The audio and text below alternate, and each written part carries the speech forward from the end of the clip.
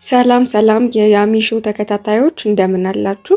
ዛሬም በእርሶ ምን ይላሉ የሚለው ፕሮግራማችን የተለያዩ ሰዎችን ታሪክ አምጥተናል እንድታማክሯቸው እንጋብዛለን። ወደ ታሪኩ እናልፋለን። እኔ ግን ምንድን ነኝ? በትዳር 8 ዓመት ቆይተናል። ሁለተኛ ልጅ ልወልድ ቀናት ቀርቶኛል። ግን የሚያሳዝነው ባሌ የምለው ሰው ከቅርብ ጊዜ ወዲህ ሌላ ሴት እንዳፈቀረ ከስልኩ ሜሴጅ አየው። ስጠይቀው ካደ። ከዛ አንድ ወር ያክል ቆይቼ በማስታወሻ ደብተሩ ውስጥ ወደ መጨረሻ አካባቢ ሰይጣን ሲያሳስተኝ ሳይ የፍቅር ደብዳቤ ብሎ ለሴትየዋ ጽፎ አስቀምጧል። እንደሚያፈቅራት ብዙ ነገር እንዳደረጉና አሁንም እንደሚያፈቅራት። ከዛ እኔ ፎቶ አንስቼ ይዣለሁ። የልጅቷም ስልክም ስምም አለበት። አበድኩና ላስችል ሲለኝ ጠየቅኩት። ምን ቢለኝ ጥሩ ነው? የውሸት ነው የጻፍኩት። ያደረኩት ነገር የለም። በቀደም አንቺ ስላላመንሽ ነው ያደረኩት። ለአንቺ በሚታይ ቦታ ለምን አስቀምጣለሁ? ሁሉም ውሸት ነው አለኝ። እንዴት ማመን እችላለሁ? እንደዚህ አይነት ሰው አለ ወይ? ደግሞ አገልጋይ ነው፣ እግዚአብሔር ይፍረድ ብዬ በቃ ኑሮ የሚባል ነገር ፌክ መሆኑን አወቅኩኝ። ጽሁፉን ካየው ወዲህ እንደ እብድ ያደርገኛል። በትክክል ማሰብ አልቻልኩም። ሁለታችንም የመንግስት ሰራተኞች ነን። ለልጆቼ ብዬ በዚህ ኑሮ ተጨማልቄ ልኑር ወይስ ልለያይ በሚል ጥያቄ ውስጥ ነኝ። ግራ ገባኝ። አማክሩኝ። አልቅሼ ልሞት ነው። የህግ ባለሙያዎችም እርዱኝ ትለናለች። በጣም የሚያሳዝን ታሪክ ነው። በሳ ቦታ ሆናችሁ ስታስቡት በጣም የሚያሳዝን ነው። እግዚአብሔር እንግዲህ ከአንቺ ጋራ ይሁን፣ ብርታቱን ይስጥሽ ነው። ሌላ የምታጣሪበት መንገድ ካለ ወይም ደግሞ ደውለሽም ቢሆን ልጅቷን ማናገር፣ ስልኳ ካለ ልጅቷን ማናገር። እውነት አንቺን ለማናደድ ያደረገው ነው እዛ ጋር የጻፈው ነገር፣ ሌላ ነገር ጀምሯል ወይስ አልጀመሩ የሚለውን ማረጋገጥ። ከዛ በኋላ የምትወስኙን ትወስኛለሽ፣ ረጋ ብለሽ ቤተሰብ አማክረሽ። በአሁኑ ሰዓት በእርግጥ መፍታት የሚከብዳል፣ ግን ደግሞ እንደዚህ አይነት ሰው ከሆነ እና የማይሻሻል አይነት ነው ብለሽ ካሰብሽ ከሱ ጋር መኖሩ መጎዳት ነው የሚሆነው። በደንብ አውጥተሽ አውርደሽ እግዚአብሔር ካንቺ ጋር የሆነ ውሳኔሽ ላይ እሱ ይጨመርልሽ እና እንድትወስኝ ይርዳሽ ነው የምለው እኔ። ሌሎቻችሁ ምን ትሏት አላችሁ እናንተ? የኔ ሀሳብ ይሄ ነው። እናንተ ምን ትሏት አላችሁ? ወደ ሌላ ታሪክ ደግሞ እናልፋለን። ታሪክ 2 እስኪ አማክሩኝ። ማለት እኔና ባሌ በአንድ ድርጅት ነበር የምንሰራው።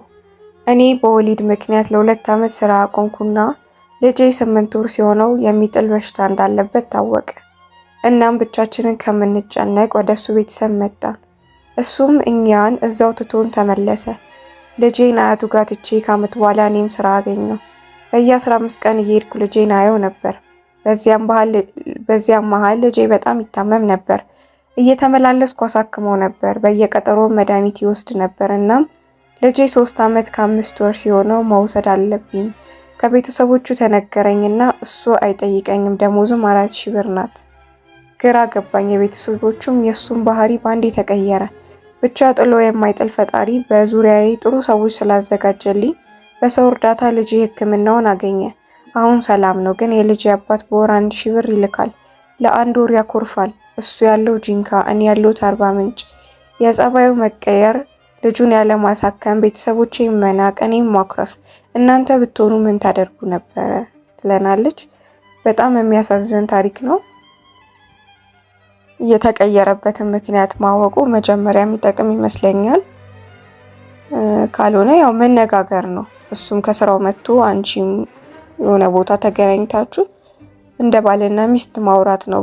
መጀመሪያውኑ ቤተሰብ ጋር ሲኬድ ያው ነገር ይበላሻል። በራሳችሁ መኖር እዛው ቢቻል ጥሩ ነበር፣ ግን አማራጭ ስለጠፋ ስለሆነ ቤተሰብ ጋር የገባችሁት መመካከር ነው የሚሻለው። ከዛ እያዩ ውሳኔ ለመወሰን ይመቻል። እናንተስ ምን ትሏት አላችሁ? እስኪ አማክሯት፣ ሀሳብ ስጧት። ታሪክ 3 እና ለዛሬ የመጨረሻውን ታሪክ ደግሞ ነግራችኋለሁ። አማክሯት። ሰላም ሰዎች፣ በቅንነት እንድትመልሱልኝ። እኔ የ31 ዓመት ሴት ነኝ። ባለትዳርና የ2 ሴት ልጆች እናት ነኝ።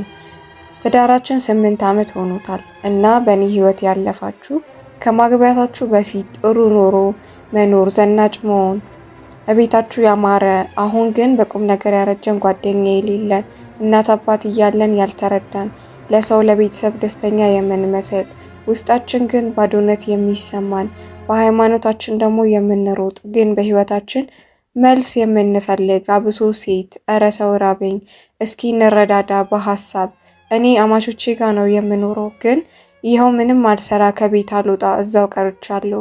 ፕሊስ ቢያንስ ሰው ጓደኛ አለኝ የሚያወራኝ ማለት እኮ ቀልድ አይደለም። በቃ ያው ብዙ መጻፍ አልችልም ግን የልቤን ነው ማወራው። ከዚህ በኋላ አለሁልሽ በሉኝ። እስኪ ስልኬ ላይ እንኳን የሚጮኸው ስልክ አንድ ሰው ብቻ ነው፣ እሱም የባሌ። ለሰው በጣም ነው የምጨነቀው፣ ለኔ ግን አላገኝም። በእናታችሁ ራስሽን አጥፊ እያለኝ ነው። ወፍር ያለው በወጣትነቴ አርጅቻለሁ። ድሮ በቀን 10,000 የምሰራው አሁን በወር እንኳን አላገኝም። ለመውጣት ሳስብ የት እንደሚሄድ እንኳን አላቅም። ከቤተ ክርስቲያን ውጪ ይሄን ስል ግን ዋናው ማጣት ክፉ ነገር ነው። የግል ስራ የነበረኝ የግል መኪና በአንዴ ባዶ ስትሆኑ እንዴት ተቋቋማችሁት?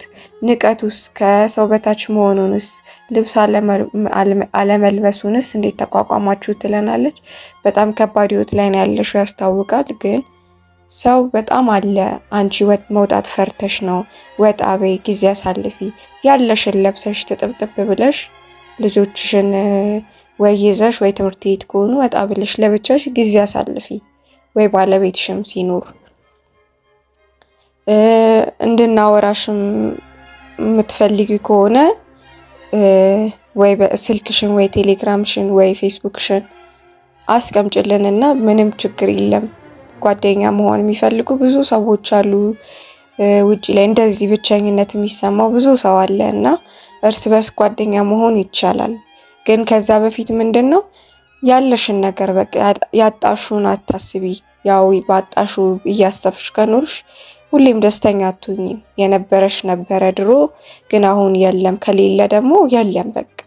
ወይ ለማምጣት እንደገና ያንን ሞራል ለማምጣት መሞከር ነው። አለበለዚያ ደግሞ አሁን ባለሽ ነገር ፍረሽ አይምሮ ፈጥረሽ ወጣ እያልሽ ሻይ ቡና ሚሪንዳ እንኳን ጠጥተሽ ብትገቢ ከሰዎች ጋርም ትተዋወቂያለሽ። ትንሽ አይምሮሽም ሪፍሬሽ ያደርጋልና አይዞሽ እህታችን፣ ይሄ ራስ ማጥፋት ጋር የሚያደርስ አይደለም። ልጆች ተክተሻል። ምናልባት አማቾችሽ ጋር ስለምትኖሪ ቤተሰብ እያስጨነቀሽ ሊሆን ይችላል። ለመወፈርም ደግሞ ስፖርት ጧጧት ቤትሽ ሆነሽ ትንሽ መስራት፣ መንቀሳቀስ፣ ምግብን መምረጥ፣ ምትበያቸውን ይሄ ሰላጣ እንደዚህ ማያወፍሩ ነገሮችን መመገብ ራስሽ ላይ ሰሪ። ያኔ ራስሽን በደንብ ትወጂዋለሽ። ሰው ገንዘብ ስላለው አይደለም በነገራችን ላይ ደስተኛ መሆን ያለበት። ገንዘብ ደስታ ሊያመጣ ይችላል፣ ግን ደግሞ በሌለሽም ነገር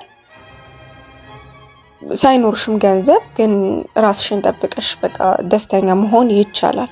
ሁሉም ሰው እኮ ኖሮት አይደለም የሚደሰተው እናንተን የሚለው። ለሰዎች ጓደኛ ፍጠሪ እንዳልሽው። ጓደኛ አለመኖር የሚያስጨንቅሽ ከሆነ ወጣ እያልሽ አውሪ፣ ሳቂ፣ ተጫዎቺ፣ ከሰዎች ጋር ሼር አድርጊ ሀሳብሽን። የዛኔ ቅልል ይልሻል። አይዞሽ ነው የምንልሽ። የዚህ ቻናል ቤተሰቦችም ምክራቸውን ይሰጡሻል፣ ያዋሩሻል። እንደምትከታተይ ተስፋ እናደርጋለን። አይዞሽ ነው የምንለው። የዛሬው ታሪካችን የዛሬው ውይይታችን ይሄን ይመስል ነበረ። እናንተም ሀሳባችሁን ኮሜንት ላይ አስቀምጡልን። ሌሎችም ታሪክ አለን የምትሉ በውስጥ አናግሩኝ። በቀጣይ ታሪኮች እስከምንገናኝ ሰላም ሁኑልኝ።